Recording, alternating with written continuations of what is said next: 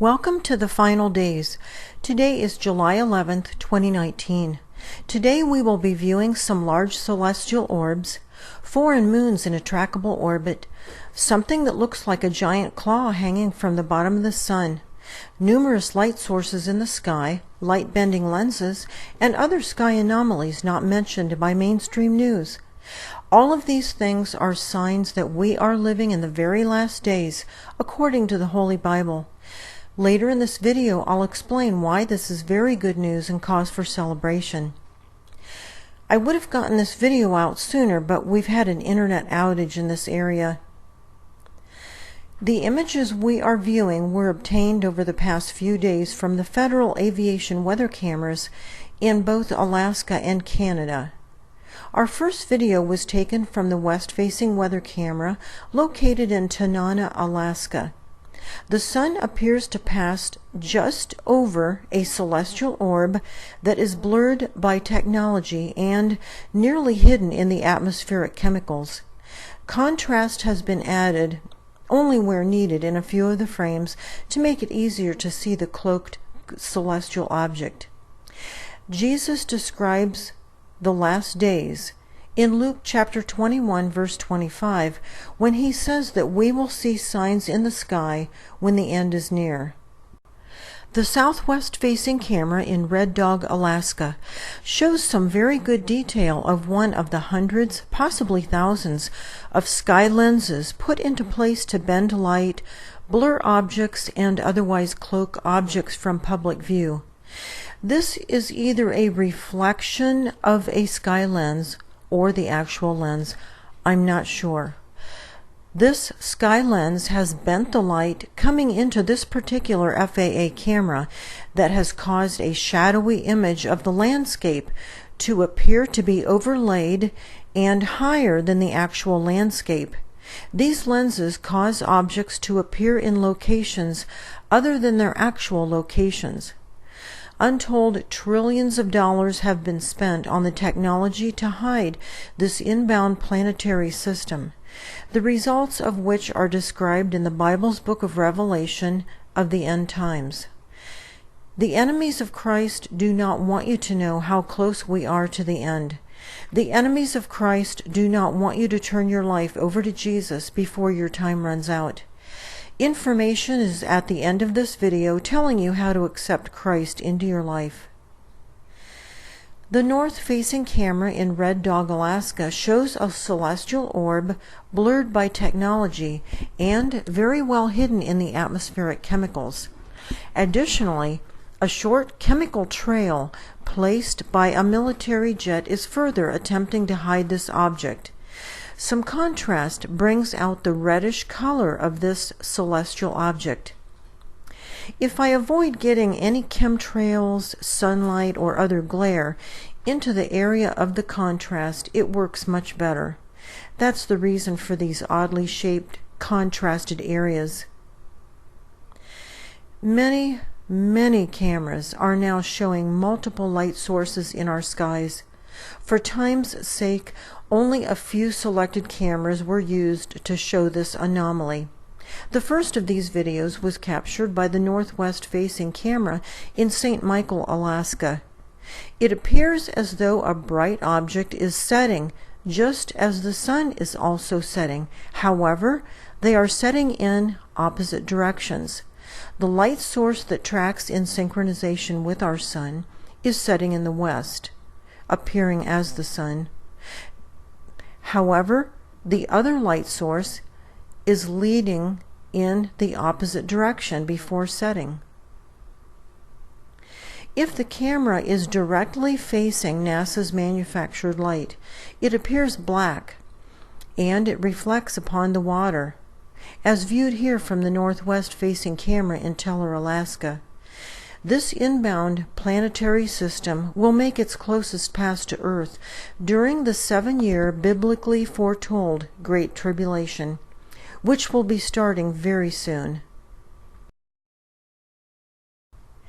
Remember that the local time of sunset in Nanwalek, Alaska was 11:19 at the time this video was done. This is important to keep in mind. The sun has just set because the timestamp on this image tells us that the local time is 11:18. Now, watch what happens after sunset. 40 minutes after the sun has already set, a huge glow shows up in the sky. It quickly descends toward the horizon with a very dark pink color just before setting.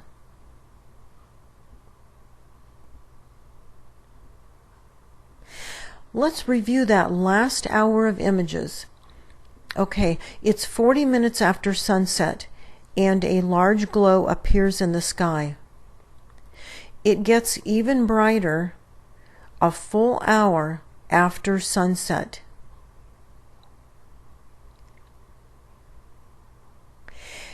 As the foreign glow gets even lower in the sky, eventually it turns a bright pink color. And then finally it sets approximately 20 or 30 degrees to the north of where the real sun set about an hour and a half ago. We know that this can't be the moon because Nan Wallach's west-facing camera around the same time period shows the moon setting in the west. In Soldotna, Alaska, the sunrise began at 4:51 a.m. What we are about to see isn't the moon, because the moon chart for that same area shows the moon rising at 2:17 a.m. local time and setting at 2:12 p.m. The sun starts out as a small dot. I mean, really, who actually would think that this is the real sun? This light source is NASA's manufactured light, which tracks in synchronization with our sun. I don't have time to explain where the real sun is. Anyone who wishes to know what happened to the real sun, please watch our March 23rd video. The northeast-facing camera in Lake Clark Pass shows the same thing. According to the sunrise chart, the sun rises at 4:54 a.m. local time. The timestamp is on the first image in this footage, and it coincides with the sunrise chart we just saw.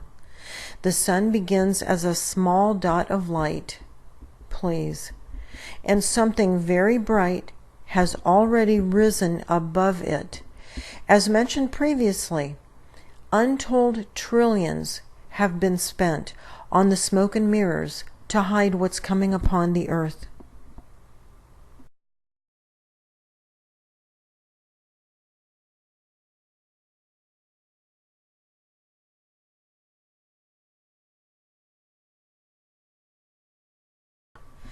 The east-facing camera in Trading Bay, Alaska, shows the exact same thing. NASA's tiny circular glare peeks over the horizon as a small dot of light, while something enormous is glowing far above in the morning sky. We see the same thing in Esther, Alaska. Sunrise is at 3:33 a.m. local time. A large orange glow travels from the lower left corner to the upper right corner of the screen, hours before sunrise.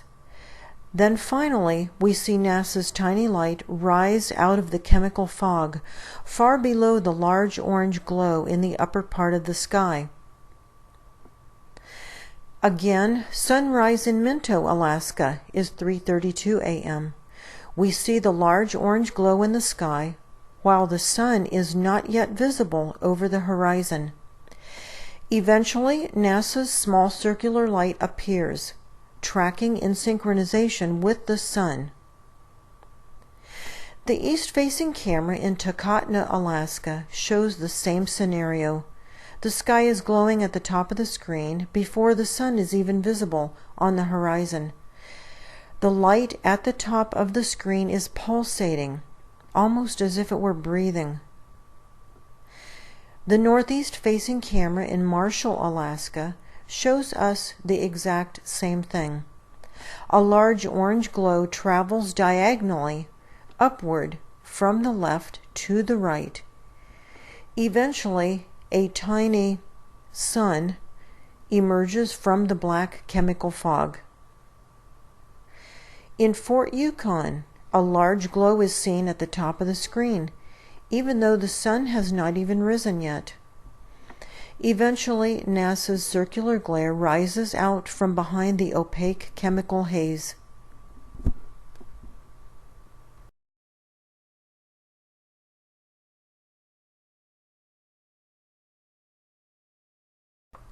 Well hidden in the atmospheric chemicals, the east-facing camera in Nulato, Alaska, shows a large red celestial object. Some contrast brings out the detail better. A close-up gives the viewer a better idea of how large this orb is. It is much, much larger to the eye than the moon or the sun appears. The northeast-facing camera in Hooper Bay, Alaska, shows something looking like tails or a claw hanging down from the bottom of NASA's circular glare, which appears as a black dot here because the camera is pointing directly at NASA's manufactured light. Next, this artificial light partially passes in front of a large celestial object. We know this can't be a lens flare of the sun because the celestial orb is being partially illuminated as NASA's light passes in front of it. A camera-produced lens flare can never become partially illuminated by the object causing the lens flare. These images with contrast show better detail of the object.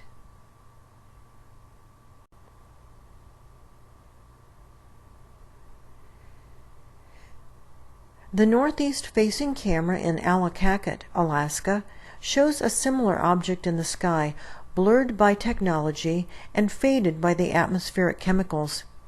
Similarly, we see NASA's light partially illuminating this object as it passes in front of it, with the real sun passing behind.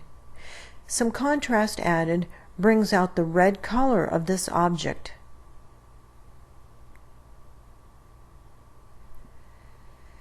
The northeast-facing camera in Arctic Village, Alaska, shows several different things going on. First, I'll play this footage exactly as it came from the camera. Next, we see it again with arrows and text to make it more clear as to what's going on.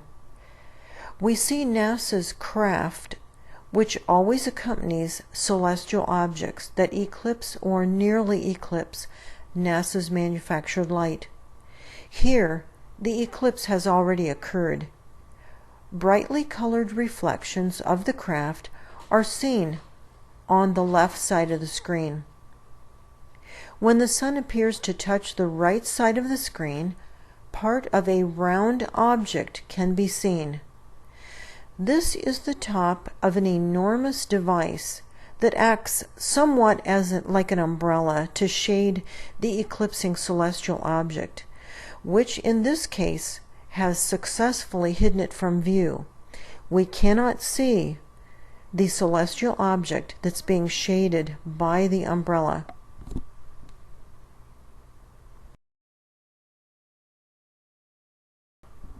The southeast-facing camera in Hearst, Ontario in Canada shows NASA's light as a six-pointed light as it traverses the sky. Does anyone actually think this looks like our sun? If so, I've got a bridge and some swampland to sell you at an excellent price. The southeast-facing camera in Dauphin, Manitoba in Canada shows a light source traveling along the horizon in the completely opposite direction as our sun. The northeast-facing camera in Key Lake, Saskatchewan in Canada shows the sunlight being partially blocked. This can only happen if something between the sun and the earth is blocking the light. We are going to be looking at a moon from this inbound planetary system. Here's a chart showing the moon rise and moon set, local time in Kiana, Alaska. The moon rises close to noon and sets shortly after midnight on July 8th. At the time this image was taken, our moon has just risen in the north. This camera is facing south, not north. This is not our moon. Additionally, this moon is red and is on a downward path during this footage. The southeast-facing camera in Kivalina, Alaska, captured this same moon at the same time, only it shows better footage of it because there are more images to view. As a matter of fact, there are enough images of this moon to actually capture its orbital path. Notice that it begins with a downward motion on the left side of the screen. Then, a couple hours later, it begins an upward swing as it approaches the right side of the screen. There were enough images in this moon to roughly project its orbital path around the object it is orbiting, which is not visible here. The yellow ellipse marks its estimated orbital path.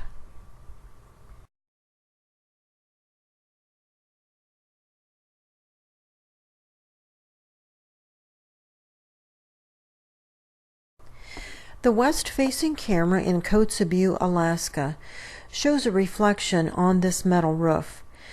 It takes the reflection about 3.5 hours to go from the right side of the roof to the left. Thus, we know this is not the reflection of a typical aircraft. Then, at 4 o'clock local time, we see the reflection of either the sun or NASA's light on the left side of the roof, traveling westward toward the right side of the screen, as it should. Here are the same images with arrows marking the path for those who may not have good screen contrast. And as we go through part of these images, you'll see that craft again, which is always present during either an eclipse or a near eclipse. And we saw a few minutes ago, this craft is what pulls that umbrella, for lack of other term. It's an umbrella object that shades the sun from hitting the celestial object being hidden.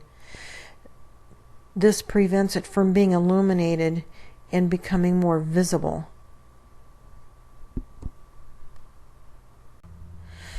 Our video just wouldn't be complete without that red, rotating celestial orb we've been seeing all over Alaska and Canada in thousands of videos.